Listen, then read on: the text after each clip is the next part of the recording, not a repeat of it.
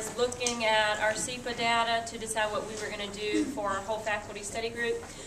We actually looked at the first grade's data from the fall to see where our kids from last year were struggling.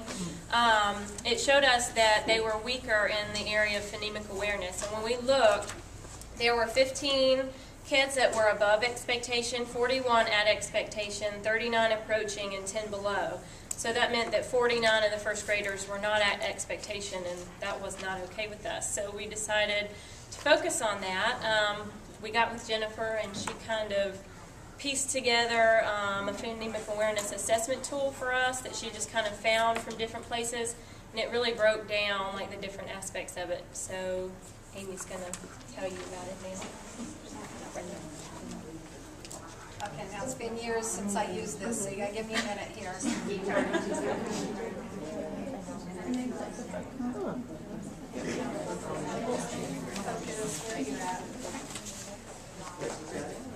Oh, it's on the thing. I told them I had used one of these before, so they said I was technology, and I said, but it was years ago. Okay, pulling down. There.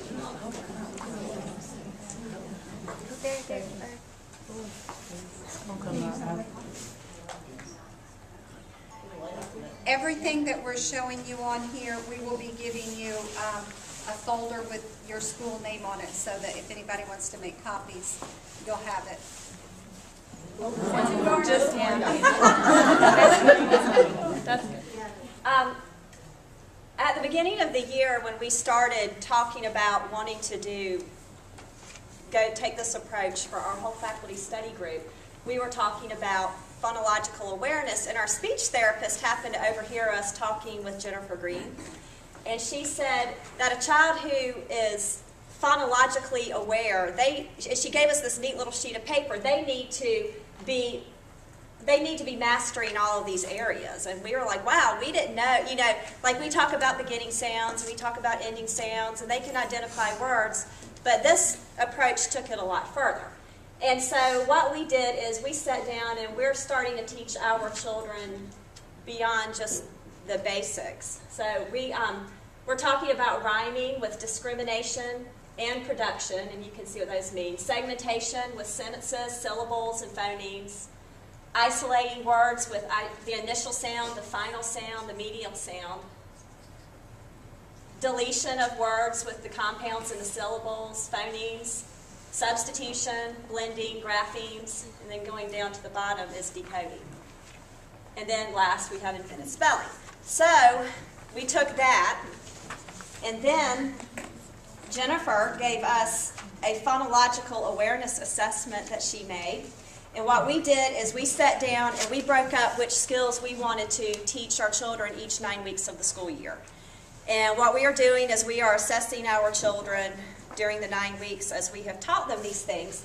So what we're going to do is we're going to show you how we broke ours up, and we're going to just look at our little assessment very quickly. The first ones, these are third 9 week skills right here. Orally recognizes rhyme, and at the top it's a neat little assessment because it'll tell you exactly what to do. It'll say like cat, bat, do these words rhyme? Ball, horse, do these words rhyme? And so you're asking them simple rhyming words. But then down on the second one, they have to generate their own rhyming words. So they have to come up with rhyming words. So can you think of a word that rhymes with mop?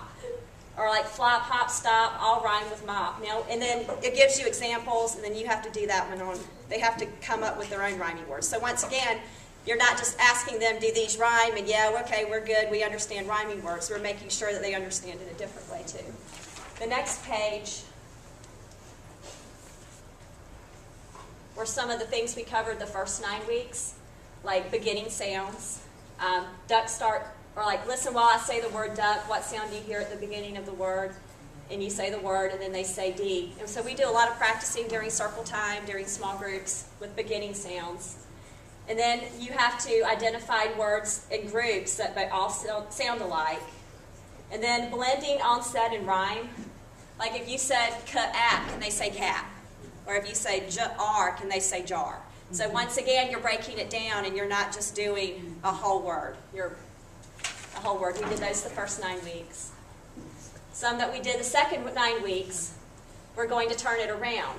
and you say the word, and then they have to break it up. So if I say top, can they go ta-ah? And so once again, they're breaking it up, which helps when they're learning to write and when they're learning to read a word on the page. And then we also did number 8 right here, separating the word, which we found is very tricky for them. Like cat, if we say cat, can they go k-at? Or if you say k-at, can they say cat? Yeah, they can. Once again, we're taking it in all different directions.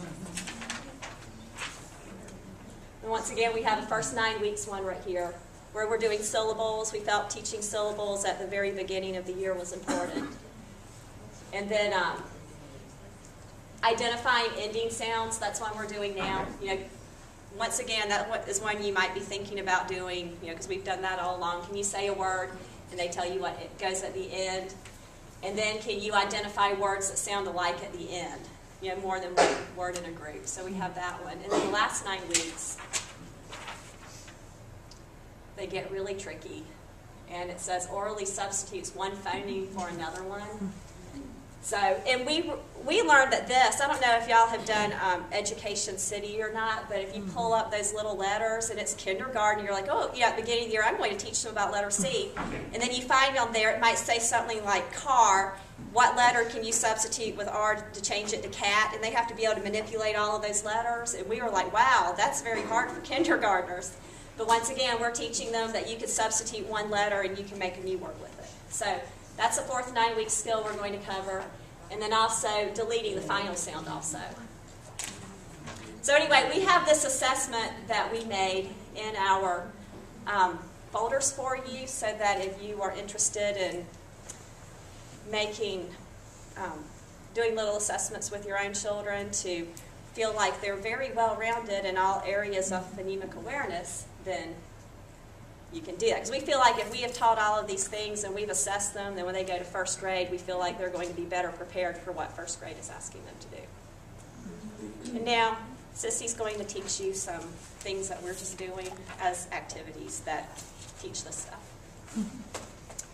Well, when I sat down and did some assessing with my children, I found out that they can blend phonemes much better than they can segment phonemes. So phonemic awareness is mainly oral, and you do a lot of oral activities, but we're teachers and we like to have hands-on things too. So what I have done is I've made up a sorting activity for the children, and this will be in your packet. And you have picture cards as picture clues, and you can choose any pictures that you want, cut these out, put them in a little baggie so that you'll have them accessible. You'll also need a set of letter cards for your children. Working in small groups, you might have a set of 6 or 5, whichever amount of children you're working with. Choose a picture and then stretch the word out so they can hear every little phoneme and see if they can build the word on the sorting chart. If it's the word cat, they should be able to find the C and put it here, A goes here, and T goes here. This also will help them later on when they're starting to spell, because we do want them to be good spellers, so they can listen and discriminate those sounds and put them together to make their words. So this little packet is in your folder for you to use. We also found these handy-dandy little tabletop pocket charts that have picture cards.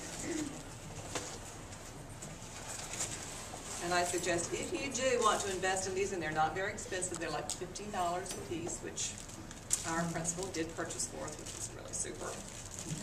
But they have the picture cards in here.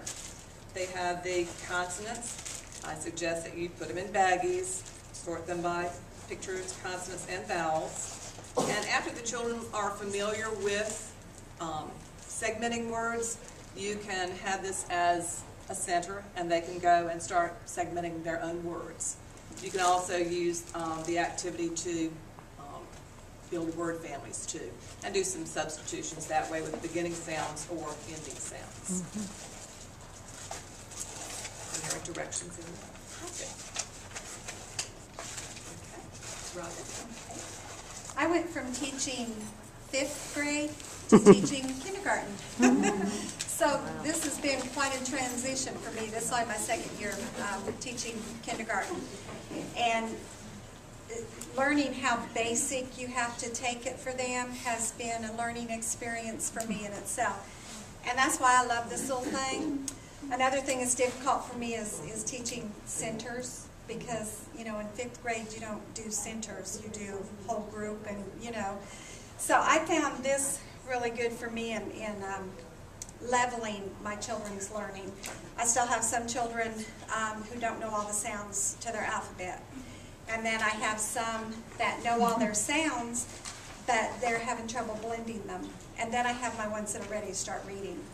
And I found this really good. I take, with my low group, I'll take the pictures that have all the same middle sound, like log or dog, or what are some of the others in here, fox, all the same middle sound, so they're not hearing a lot of different sounds, so they're hearing all the time. And then we'll focus on the beginning sound. I'll put the card and, you know, I'll tell them what does it begin with. You know, they tell me, and then they can turn it over. The word is on the back, and so they see that if they got it right or not. That's the low group. The medium group, I'll put a picture card up, not necessarily all the same middle sound. I'll mix them up, and I'll just tell them, when you put that up there, what do you hear? And then they'll just tell me whatever they're hearing. And then I'll say, okay, where is that sound? Is it beginning, middle, or end? And they'll tell me. And so my low and middle group, this thing is wonderful. And then with my higher group, the ones that are ready to read, we just simply get out our sight word books or books that are at the level where they're at. And we actually sound the words out as we're reading. So those are just a few ideas how to get the phonemic awareness on the different levels. I found it very helpful for me. That's about it.